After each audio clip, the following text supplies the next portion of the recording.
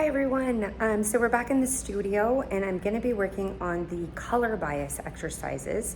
I'm going to do a little handheld intro today because for the sake of time, the day was getting a little away from me. So I'll do introing here and then I'll handhold and kind of go through supplies, setup. I've also gessoed a little bit of paper and I kind of want to show you what that looks like. Talk about why that's kind of a nice way to work. Review a little bit where the tint, tone, and shade are, show you the exercise that I did, and then some older exercises, and also go over a color progression chart. So might be a bit of a shorter tutorial today, but I at least want to cover the basis, and I am using oil paint. So I want to give a moment to talk about, I talked about acrylics in the first video. I'm going to talk about oils here. And then at some point, I'm also going to talk about watercolor because we're going to use those as studies. Okay? So I'm going to turn this camera around and start to go over supplies. Here we go. So supplies first. Today, like I said, is going to be oil paint.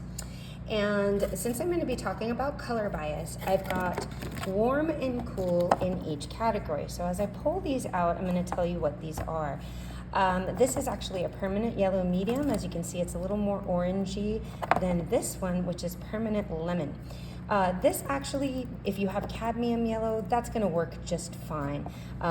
Just your regular lemon yellow, that's kind of what this is. I use Williamsburg paints. And because of that, sometimes some of my pigments vary a little bit because these are handcrafted pigments and they don't always have, they do have cadmium yellow, but sometimes I do go for this kind of base orangey yellow just because it's a little more versatile. But again, if you have cadmium yellow, that's absolutely fine. I use that as well. Okay, we're gonna be using, I'm using the main colors, okay? So I'm kind of doing the yellow, red, blue situation. So we're mixing greens and mixing violets, so I'm not gonna pull those out. But they do have bias as well. One of the reds that I love is this Fanchon red. It's kind of like Naphthol red. It's a little brighter than cadmium red, but I will pull out cadmium as well so you can kind of see what cadmium does. Also, so that would be like kind of a warmer red, whereas this quinacridone magenta, also alizarin crimson, that works on the cooler side, okay? Now, last one for the blues, this is French ultramarine. As you can see, it is very violet, okay? So if you get French ultramarine rather than regular ultramarine, you're gonna get this kind of cool temperature. And I have, this is not Williamsburg, but I'm pulling it out. I do have a phthalo blue, as you can see, again from here. This is a little bit warmer. Some of you have already been using phthalo for your exercises. It's a very warm, highly pigmented blue. I can use that today for sample's sake, so that will be good. The other thing you always want to have out is some of your white, so that's good as well. I won't be I'll be tinting maybe. This is more just color mixing. Definitely not really using shade either. So for the color bias exercises, just remember warm and cool of each primary. Like I said, I'll also grab some cadmium red, so since many of you have that in your kit, and then you can kind of see what that does. For oil painting mediums, any of you who have worked with me before know I'm a little renegade when it comes to this. I think that the paint kind of speaks for itself. So some people will be really hooked on mediums. I'm not.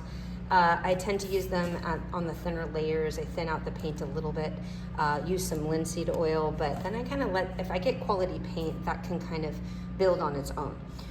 So I have a little jar here that already has a little bit of this linseed oil. I'll put more in as I'm working.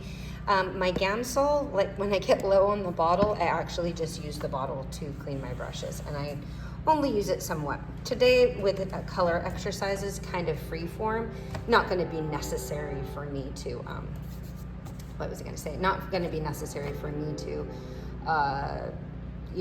use the thinner on much of a level. Over here, I was gessoing paper earlier, so I kind of kept that out so you could see what that looks like.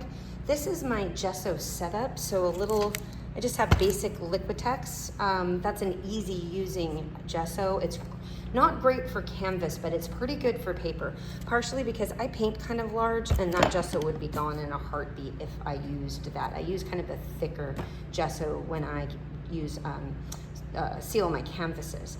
I just have a bin with water and then just kind of a larger standard brush to apply. And as you can see, I was using it earlier. Gesso is very messy and sticky and stainy. So if you're working with gesso, just make sure that you, like I have an apron on right now, just make sure you have surfaces protected because it really does stain. I'm gonna go over here because I let these dry and you can't really see it, but you can see where I painted on the gesso, okay? This gave my watercolor paper a bit of a rough tooth. Maybe you can hear it a little bit. Okay, so it doesn't really feel like watercolor paper anymore. Feels kind of more like canvas. You can also sand in between layers if you'd like and layer up the gesso on paper. This is something that you can do. I won't do that today because I would like to use it for the exercises. So I'm just gonna hold this for a moment, hold this steady as possible, and just kind of show you what I do. I put water into the gesso, pile the gesso up here, and then just kind of flatly move it across, trying to make an even surface with the gesso. As you can see, there was a little thickness to the stroke there. That is something that you don't want to do when you're gessoing paper. If anything, use a little water and really kind of smooth it out as much as you possibly can, okay? So again, this is just kind of giving you the idea of, right? Just kind of using some water, thinning that gesso, letting it really soak into the paper so it's not getting in the way. Again, I'm doing an exercise, so it doesn't really, you know, if there's a little bubble to it or bumpiness to the surface, no big deal. But if you're actually painting on paper, you kind of want to be careful and you want to make this as smooth as possible. I also do sand, okay? So that was a quick supply and surface tour. Like I said, I'll be doing this demo on paper today. Let me actually turn around one more time and talk about some alternate surfaces that I brought out that I'd like to show you. Here are these alternate surfaces that I was using, or I was just telling you about. What this is grounded panel, okay? I think I showed you this in the early studio tour. I might just put a little color on here so you can see the difference when we use a white surface versus when we use a toned surface and how that changes how we see color. Again, just kind of a beat up panel here. Sometimes I do my testers or a quick study on something like this. Not really an official painting usually because the surface is so beat up. Again, I have a gray toned panel here, and then this is like a cool gray. And then this is a warm gray, okay? And they're gonna just change color. So I think for just a quick sample, for sample's sake, I'm gonna go ahead and I'll just put some color from here when I mix and do the chart, and then I'll move it over to here, and you'll kind of see the difference and what that ground does. Okay, again, these were the charts that you worked on prior. The hue here, tint going that direction, tone on this side, shade at the bottom. Again, I've done this a few times. I have some fancier charts. As you can see in the other one, we just kind of simply went through a couple variations, but you can really drag that out even more. So here's another way that you can approach it. Hue all here, string out the tint, 5 different distinctions, tone, 5 different distinctions. Okay, and this was actually adding gray as well, so taking down the saturation while I was doing this, so a little darker to a little lighter. And then shade, adding black, and you can see this one goes from the hue to darker, obviously, because I'm adding black, okay? This is another version of that with red, so there's a few different ways, again, that this can be done. Just wanted to give you a chance to look at variations in charts, okay? So the way that we practiced was not the only way that it could be practiced. And if you want some more time with it, you can set up a chart like this for yourself, okay? So it's basically 2 by 2 inches. There's 5 squares, okay? So this is actually 2, 4, 6, 8, 10 across and 2 down. And then you can make 5 steps if you wanted a little more practice. Tint, adding white. Shade, adding black. Tone, graying it down and making it lighter, okay? That's practice there. Move that out of the way. These are progression charts. I just wanted to introduce you to this.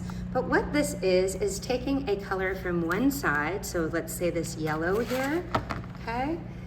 And then moving it all the way down to different, progressions can kind of be, they're like scales that you invent, and you can basically make up the rules for the progression as you go. Now I'm just introducing this to you now, and we'll kind of get into this more next week when we start to work with objects and things like that, so I can give you more nuanced variations to color study, okay? But at the top here, we have yellow. At the bottom, we have a violet, which is the complement. And these are all the stages as violet was becoming grayer and more yellow, and yellow was becoming more violet, okay? Again, these are analogous. So this is kind of like a cool red to kind of a gray red going into orange. And then this is blue and orange, and watching the steps in between. This is just your simple value scale here. So again, I just kind of want to give you a little preview here, and we'll talk about this more as we go on through our different studies. Okay, so that's a bit of a chart review there. Let's move on to the color bias work that we're going to be doing. This is the gessoed paper that I prepared for this demo, and this one's dried, as I said, ready to go. Again, some sanding and multi-coats can also work as well, but just because this is a tester, I'm not going to get too fancy with it. I am actually going to make some warm and cool mixes, okay, so color bias mixes, and I'm going to follow the traditional triadic structure of a color wheel. So I'm going to put my yellows here, my blues here, and my reds here, okay? And I'm just gonna do this. These are oil paints. Some of you have used oil paints before, some of you have not. One of the things you wanna do is take a palette knife if you're doing some mixes. For the starters, I'm actually just using a brush, a little bit of my linseed oil that I have here, and I'm just gonna actually put straight color on my page, okay? So I'm not worried about mixing right now. I'm just really kind of making a dot where these colors belong, okay?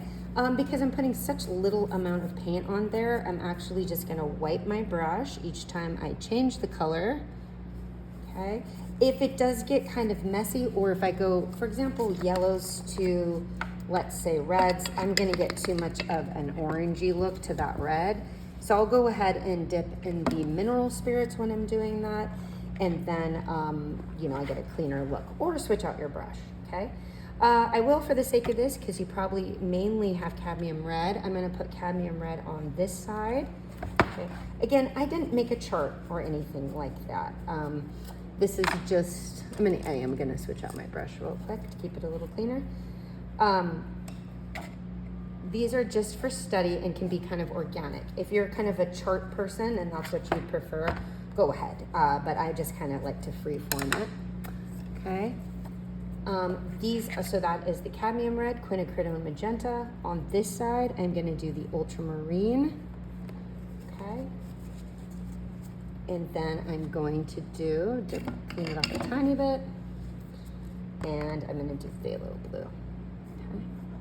Again, kind of a loose triadic structure. Yellows here, reds here, and then blues here. So we've got those primaries hanging out, okay? Just kind of wipe my brushes. So as you can see to the side, I've kind of got a range of brushes, and I can pull out a couple more just to kind of not have to clean my brushes so many times. So I do actually like to keep a lot of brushes around for that reason. Not a big brush cleaner type, okay? So one of the things that I want to do first is I'm going to actually mix a traditional, like a good orange, okay? And to do that, I need to grab cadmium red, because as you can see, it's warm bias, and I need to grab some of this permanent yellow or cadmium yellow, whatever you have, which is orange bias, okay? And mix that together, okay? So you can see that I've got this warm biased orange going on, okay? Now, before I put this in the chart, I'm also gonna cross mix one that doesn't work. So that would be that orange bias yellow, let's say. Got a little bit of red in it, so we gotta make sure to clean it up. So I'm gonna grab from that real clean section so I can be very precise about this. Hopefully you can see that still in the camera, move that up. And then I'm actually gonna grab that quinacridone magenta, and you're just really gonna see the difference of an orange that you get. It's almost browner, okay? It's different, it's not as traditional, but I can be honest, it does come in handy. It's not a bad orange to use, okay? So what I'm gonna do is I'm gonna put that in my chart. The first one, I actually might add just a tiny bit more yellow so it just reads that much more orange. So I'm just gonna brush mix there. And I'm gonna actually kind of put it here, okay? And with my pencil, I'm gonna go ahead and draw an arrow showing which mixes made that, okay? Or I can label it, something along those lines, okay? I'm gonna actually now take this one, the other bias that I made, and I'm gonna put it here. Now, if I had more magenta in it, let's say, okay, so let's say I took this mixture, grabbed that and added more here, okay? I could actually put it closer to the magenta to show that difference as I go, okay? So sometimes with these charts, that's something that I do, is I kind of do, was it 50-50? Was it closer to this one? That sort of thing. Because when you do that, you're gonna get all different versions, okay? So for example, I'm gonna do more of that there, and then this version kind of coming up here, you can see is a little bit lighter. So we get multiple versions of that, okay? So to make sure that I know what I'm doing, I put my arrow here, and that shows the connection, okay? Now, you're gonna, as you make this chart, maybe have cross connections here and cross connections here, and sometimes it can get a little confusing, but you can try to do the best you can with that one. Okay, so we cross-mixed warm, we did warm, we mixed warm and cool. Let's do cool and cool. So that would be lemon yellow, and then quinacridone magenta, okay?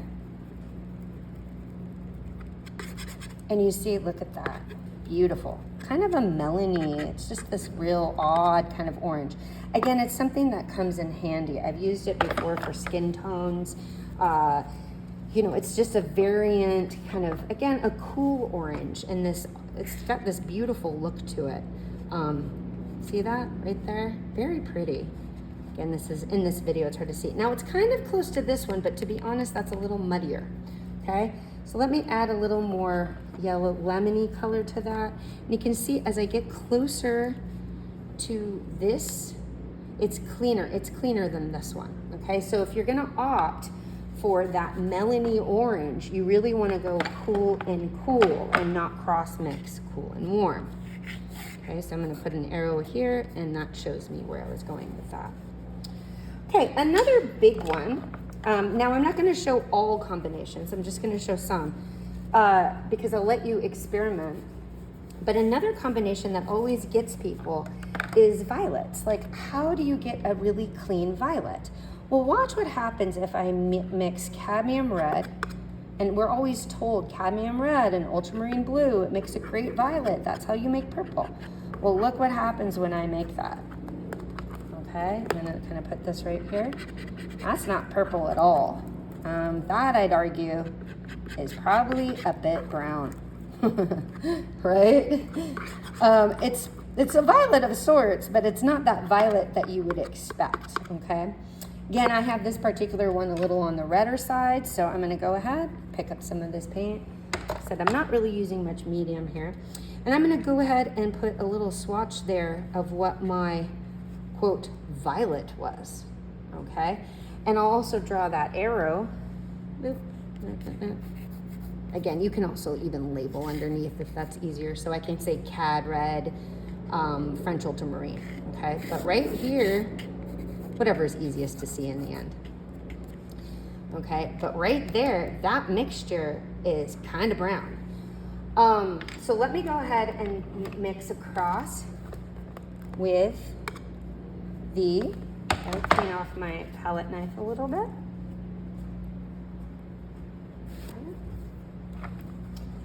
And let me mix across with this. Okay. And that is the quinacridone magenta. And I'm gonna take again from the French ultramarine. Okay. There we go.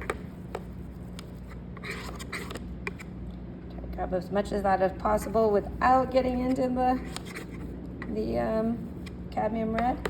And you can see almost immediately the drastic difference, okay? So here we go, grab this a little bit. And I'm gonna put, so that's here and here. There's Pickles, he also saw the drastic difference. he's at my feet saying there's a difference. Yes, hi buddy. Okay. But you can see right there, just drastic, the difference, right? So this is kind of brownish, muddy. This, on the other hand, is, to the arrows here, okay? This clean violet.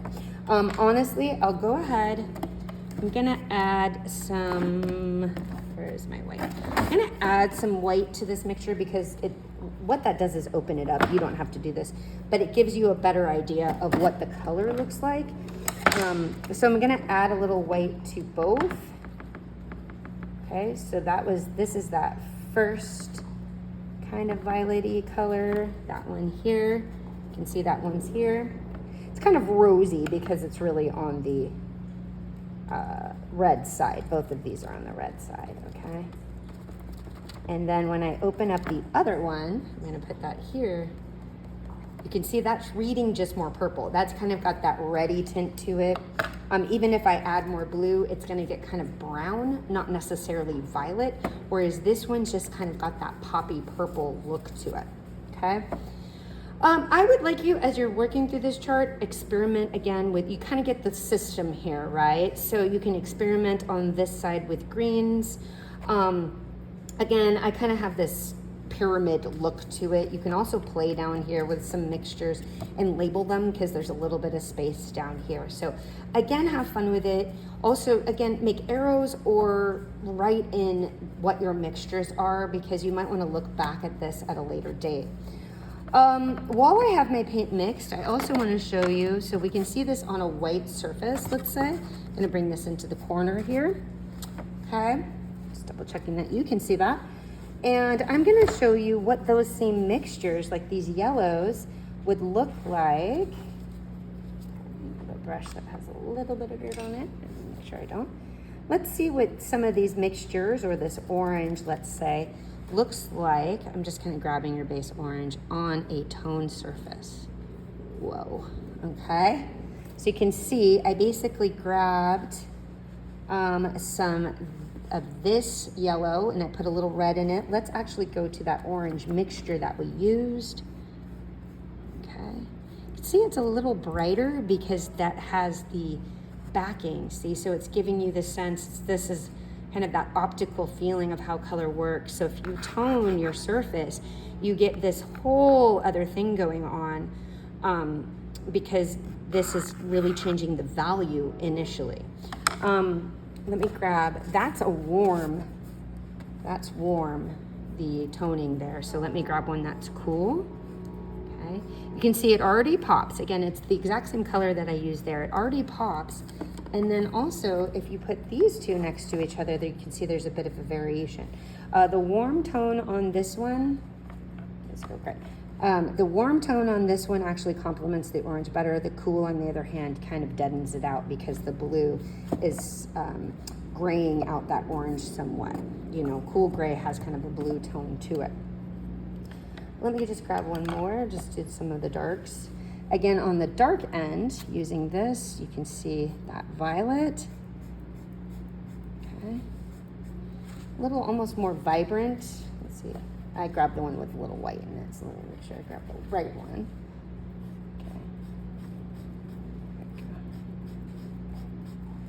Okay. Again, kind of, you know, it feels like it just kind of pops a little bit more when we have that toned surface there, okay? So just something to think about if you're someone that's interested in putting a ground on your canvas. This is just something to consider. You can see how the color starts to pop immediately when there's some sort of tone. It also helps you gauge your tones a little bit, how light things are, how dark things are, because it's giving you that middle value that you need to create depth in your work, okay?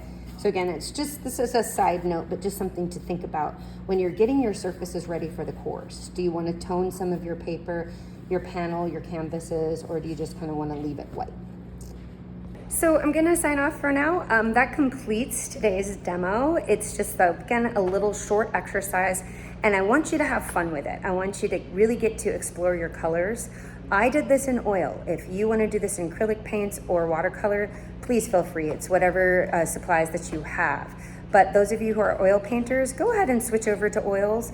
If you were using acrylic in the last one, like I showed you, you can use primed paper, and that way it's something that you can keep, or you can just even toss when you're done playing around with it. I've made a lot of these color charts over the years, and I actually keep them in my studio because I really like the investigation of color.